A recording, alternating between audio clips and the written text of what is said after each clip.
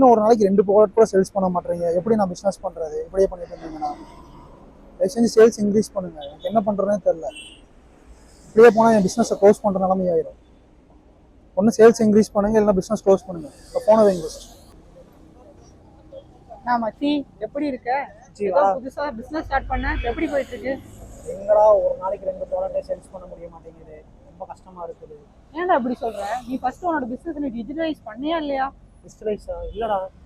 ஏன் மச்சி, இந்த டிஜிட்டலைஸ் வேர்ல்டுல இன்னும் பிசினஸ் டிஜிட்டல் பண்ணாம இருந்தீங்கன்னா ஒரு நாளைக்கு 2 இல்ல ஒரு ப்ராடக்ட் கூட உன்னால சேல் பண்ண முடியாது.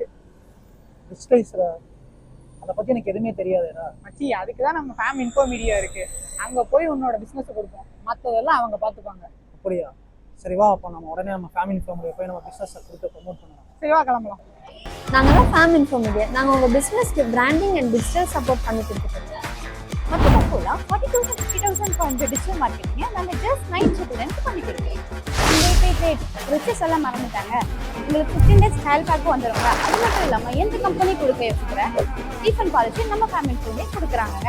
நீங்கள் எதுக்கு வெயிட் பண்ணுறீங்க? இப்போவே ஃபேமிலி இன்ஃபோ மீடியாவை கான்டாக்ட் பண்ணி உங்கள் பிஸ்னஸ் அண்ட் பிராண்டிங்கை ப்ரமோட் பண்ணுங்க.